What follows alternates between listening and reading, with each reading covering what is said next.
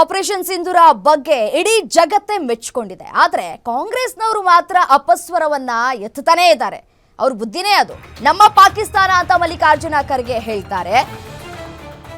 ಇದನ್ನ ಪ್ರಶ್ನಿಸಿದ ಛಲವಾದಿ ನಾರಾಯಣಸ್ವಾಮಿಗೆ ಅಪಮಾನವನ್ನ ಮಾಡಿದ್ದಾರೆ ಅಂತ ಹೇಳಿ ಕಾಂಗ್ರೆಸ್ ವಿರುದ್ಧ ಡಿ.ವೈ. ವಿಜಯೇಂದ್ರ ಕಿಡಿಕಾರ್ತಾ ಇದ್ದಾರೆ. ಕಲಬುರಗಿ ಜಿಲ್ಲೆಯಲ್ಲಿ ಪಾಳೆಗಾರಿಕೆ ನಡೀತಾ ಇದೆ. ಕಳೆದ 2 ವರ್ಷದಲ್ಲಿ 18ರಿಂದ 20 ಕೊಲೆಗಳಾಗಿವೆ. ಹಲವು ಅಧಿಕಾರಿಗಳು ಆತ್ಮಹತ್ಯೆಯನ್ನ ಮಾಡಿಕೊಂಡಿದ್ದಾರೆ. ಪ್ರಿಯಾಂಕ್ ಖರ್ಗೆ ಅವರೇ ಅಧಿಕಾರ ಶಾಶ್ವತ ಅಲ್ಲ, ಜನರೇ ನಿಮ್ಮ ದರ್ಪ ಸೊಕ್ಕನ್ನ ಮುರಿತಾರೆ ಅಂತ ಹೇಳಿ ಪ್ರಿಯಾಂಕ್ ಖರ್ಗೆ ವಿರುದ್ಧ ವಿಜಯೇಂದ್ರ ವಾಗ್ದಾಳಿಯನ್ನು ನಡೆಸಿದ್ದಾರೆ. ಕಳೆದ 2 ವರ್ಷಗಳಿಂದ 18ರಿಂದ 20 ಕೊಲೆಗಳಾಗಿವೆ ಅಂತ ಹೇಳ್ತಾ ಇದ್ದಾರೆ. ಕೇಸ್ಗಳು ಕೂಡ ದಾಖಲಾಗಿರುತ್ತೆ. ಆ ವಿಚಾರಕ್ಕೆ ಸಂಬಂಧಪಟ್ಟಂತೆ ತನಿಖೆ ಕೂಡ ಆಗ್ತಾ ಇರುತ್ತೆ. ಸುದ್ದಿಯನ್ನ ಅಂದ್ರೆ ವಿಚಾರವನ್ನ ಡೈವರ್ಟ್ ಮಾಡುವಂತಹ ಕೆಲಸಗಳಾಗ್ತಾ ಇದೆಯಾ ಅನ್ನುವಂತಹ ಪ್ರಶ್ನೆಗಳು ಈ ಸಂದರ್ಭದಲ್ಲಿ ಮೂಡೋದು ಕ್ವೈಟ್ ಕಾಮನ್. ದಿಗ್ಬಂಧನ ಆಗ್ತಕ್ಕಂಥ ಕೆಲಸವನ್ನ ಮಾಡಿದ್ದಾರೆ, ಇವರು ಕೂಡ ಮಾಡಿಸಿದ್ದಾರೆ.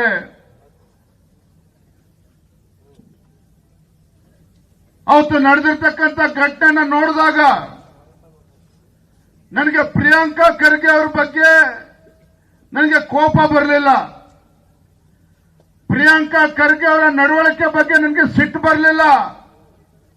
ಅದರ ಬದಲಾಗಿ ಮರುಕ ಹುಟ್ಟುತ್ತಿತ್ತು ಪ್ರಿಯಾಂಕಾ ಖರ್ಗೆ ಅವರ ಬಗ್ಗೆ.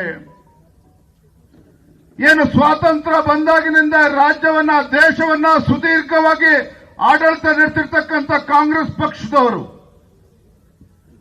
ಗುಲ್ಬರ್ಗಾ ಜಿಲ್ಲೆಯನ್ನ 50 ವರ್ಷಕ್ಕೂ ಹೆಚ್ಚು ಕಾಲ ಸುದೀರ್ಘವಾಗಿ ಆಡಳಿತ ನಡೆಸಿರ್ತಕ್ಕಂಥ ಮಲ್ಲಿಕಾರ್ಜುನ ಖರ್ಗೆ ಅವರ ಸುಪುತ್ರ ಇರ್ತಕ್ಕಂಥ ಪ್ರಿಯಾಂಕಾ ಖರ್ಗೆ ಅವರು ಇಂಥ ಮಟ್ಟಕ್ಕೆ ಕೀಳ್ಮಟ್ಟಕ್ಕೆ ಇಳಿದ್ರಲ್ಲ ಅಂತ ಪ್ರಿಯಾಂಕಾ ಖರ್ಗೆ ಬಗ್ಗೆ ಇವತ್ತು ನನಗೆ ಮರುಕ ಹುಟ್ಟಿದೆ. ನಾನು ಮೆಚ್ಕೊಳ್ತಾ ಇದ್ದೆ ಪ್ರಿಯಾಂಕಾ ಖರ್ಗೆ ಅವ್ರನ್ನ.